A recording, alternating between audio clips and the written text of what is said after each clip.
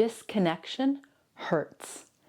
It can seem like it's the marriage, the job, the money, the worry about this, the concern about this, not sure how this uncertainty is going to play out.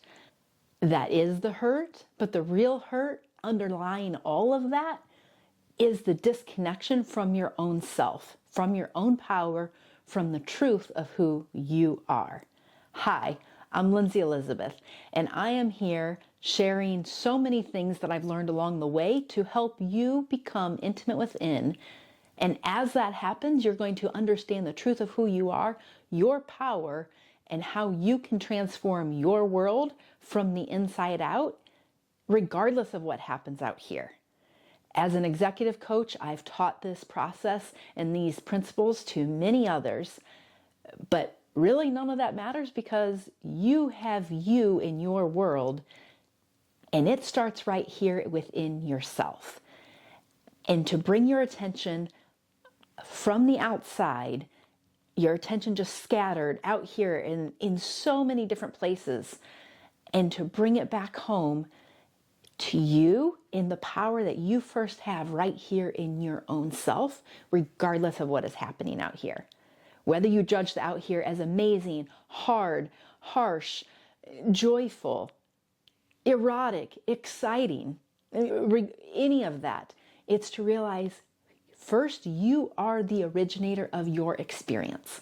And when you become disconnected, which we all do starting early back in childhood, and it just progressively deepens and deepens, but as you become disconnected from you, your source, the truth of who you are, and remembering that, now you're stuck out here trying to find the answers at the place that cannot give you the answers. You're trying to find love where love cannot be found.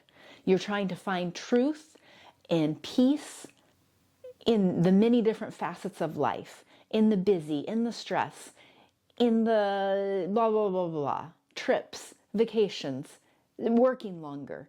I mean, the ways that it can play out is actually endless, but it's to just realize there's some really basic things that are happening here, regardless of what the outplay is. So the first basic thing that is happening is you first are awareness. You first are consciousness. You first were consciousness that enlivened a sperm and an egg. And a sperm and an egg is the physicality that is allowing this consciousness to play in this world. Without your physicality, you don't have an interface in which to interact, touch, feel, experience, manifest, create. Like, you first, though, are that consciousness, that awareness, that breath of life. And it seems like that doesn't matter. How is that going to solve this problem? I feel like I'm drowning in my marriage. I feel so uncertain about the future. I'm trying to get out of this toxic situation. How is that going to change anything? It actually will change everything, because the answer that you're actually seeking, if you could seek it and understand it and create it from the love of your mind, you would have done so already. The mind is an intelligent, powerful tool, but not intelligent from the place of knowing of the infinite and the universe coursing through it. It's intelligent from, I've learned this much stuff. I know this language. I've had these experiences. I don't want this experience. I want more of this experience. So it's more of a knowledge type of place versus a knowing, a remembrance of your true nature, of that you once were sperm plus egg with consciousness, that then this little body grew to then a bigger body, to then came out of its mother, to then started to learn to walk, to then had its hand smacked and said, no, you can't do that. Or had its siblings get to do something that it didn't get to do and it felt less than. Or had a dad or a mom treat them in a specific way. They cried longer, didn't get food, and then they took the conclusion that I must not be lovable. I must not be able to get what I need in this life. And these conclusions were made early on in childhood, and oftentimes in utero. Maybe your mother had the thought, oh no, what am I going to do with this child?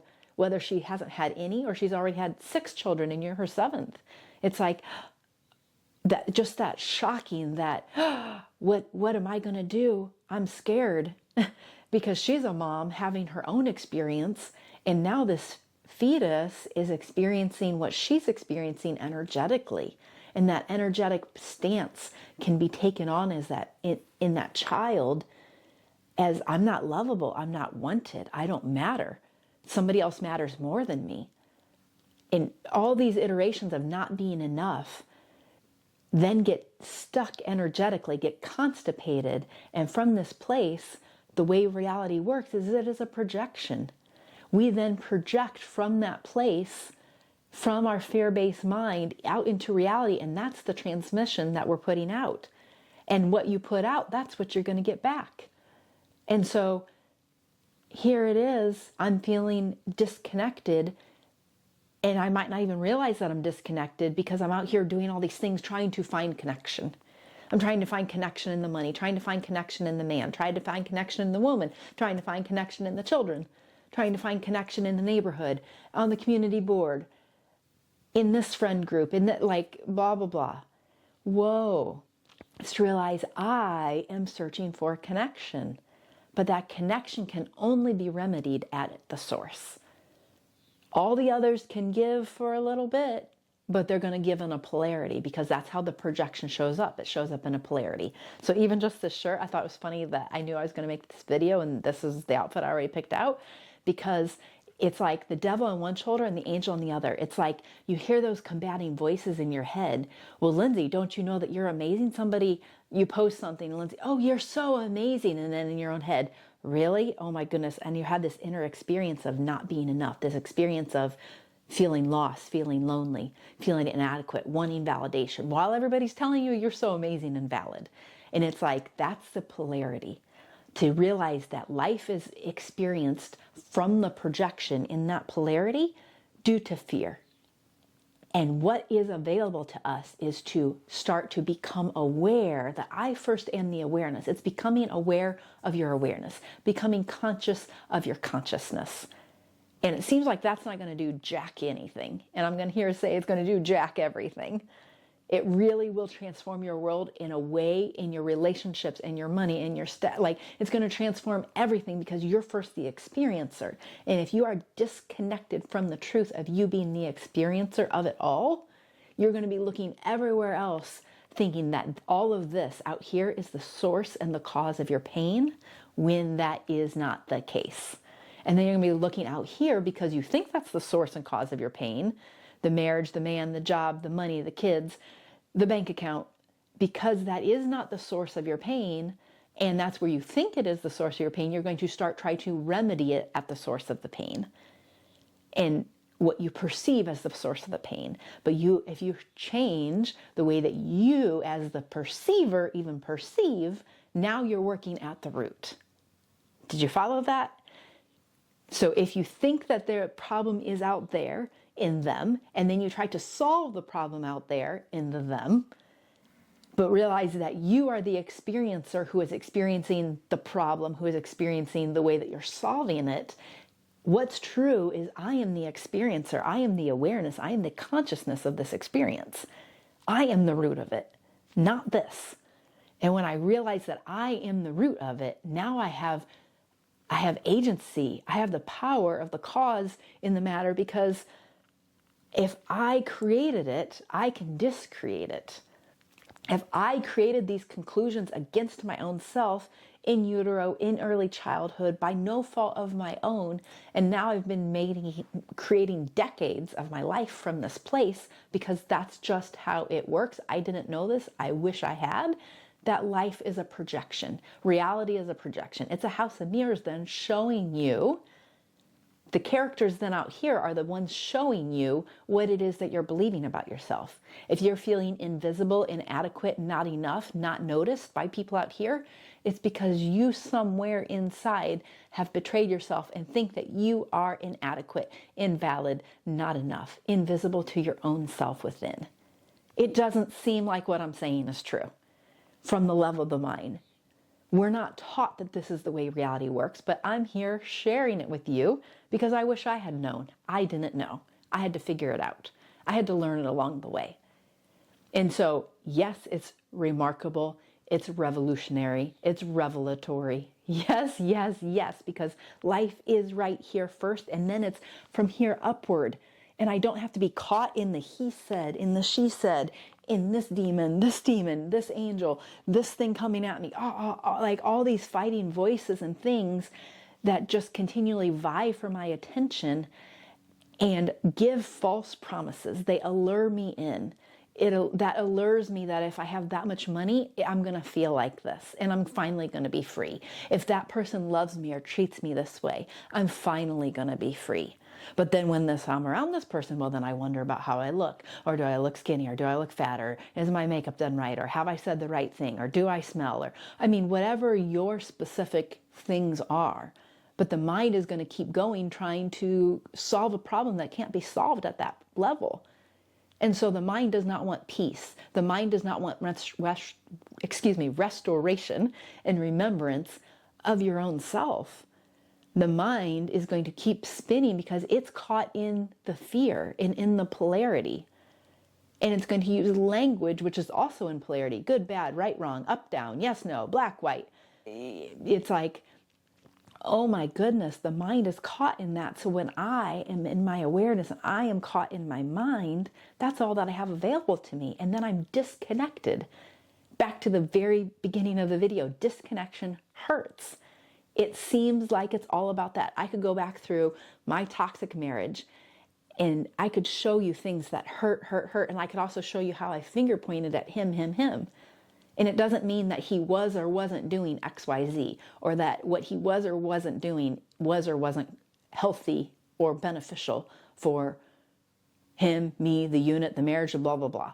But that's not what's in question, because I don't have access to his choices. What I have access to is me. What I have access to is understanding that I was projecting out there, expecting somebody else to fulfill the things that I thought I needed fulfilled. And why did I think I needed them fulfilled? Because they were a lack within my own self, perceived, because your true nature is not in lack, but that lack of what I concluded against my own self was then projected. In my marriage, it happened to be on him. In other relationships and in other situations throughout my entire life, including within my marriage, it projected onto other people, places, events, bank accounts, situations, opportunities, lack of opportunities. It's easy to point to such the specifics that we are so captivated and committed to. We're very captivated and committed by the things that our mind has decided upon. But if you choose to stay captivated and committed to those things instead of captivated and committed to truth and to love, I remember reading Jeremiah 29:11. For I know the plans I have for you, declares the Lord, plans to prosper you and not to harm you, plans to give you the hope and a future. And everybody where I lived at that time and at that place, it was like people put them on bumper stickers. There was sermons about it. People in youth groups said it like, oh my goodness. But nobody kept on reading. And then the one day I did. And you will find me if you seek me with all your heart, declares the Lord. And I was like, something in me flipped and it was like, okay, God, game on. I'm going to seek you like I've never sought you before. And that means I started to come in to me and God right here. Now what they said, whoa, because that church interprets that like that. That doesn't look like love. That family says this, that doesn't look like love. That person says use money like this. Well, that's not love. So it's to start to see and trust yourself. You have the agency to do that. Start to trust your knowing when your mind doesn't agree with it. Because the mind is not going to agree with what is true. It's just not. Because your knowing knows things beyond the mind. The mind is going to try to recaptivate that. Look at this. Look at this shirt. It's the mind is going to try to recapture and come back in and gnaw at you and say, nope, not this. Nope, not this. And it's to start to learn to build a new trusting relationship with yourself, with what is actually true. And when you're in this place of truth and love and freedom, you're invincible. And I don't mean invincible, literally go walk through drywall. I don't mean invincible, like the rules of gravity don't apply to you, to your physicality. What I mean is the things that the mind has decided that you don't even have access to at this time because you haven't even realized that it's something the mind decided. You just feel like it is truth. You start to realize what actually is true and what is the function of the mind. And you start to see the mind on its antics, and you start to come into the truth of who you are and what is actually true. From that place, you're becoming reconnected. You're becoming intimate within. From that place of intimacy within, you have power, you have agency, because the entire universe, the power, the love is coursing through you, and it gets to be expressed in your specificities of your body mind, the way your human design is, the way your specific energy flows. And you're now the gift that you get to experience for yourself and the gift that you get to give and share to others. And that might seem a far cry from literally what your bank account says right now, literally what your marriage looks like, literally the tears that you were shedding right before you watch this video, literally the tears that you're going to shed through or after you watch this as something moves you and shakes you to your core and you realize something is true and you don't know what it's going to do to you. And you're on the precipice of the unknown and allowing that unknown thing to do something in you because it just feels right. It just feels right. It just feels aligned. It just feels like goodness. It's just nourishing you in a way that something else hasn't nourished you before. Follow that. Follow that like your life depends on it, because it does. Because you can feel that, and that is aliveness itself. And it wants you because it is you.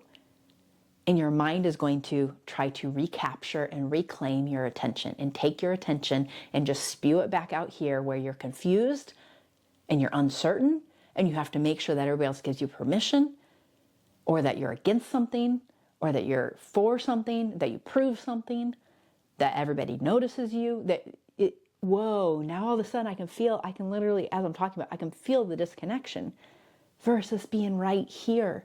True north on your own behalf. And what I mean on your own behalf is truth and love. And that is goodness not only for you, but for everybody, reverberating around the entire globe.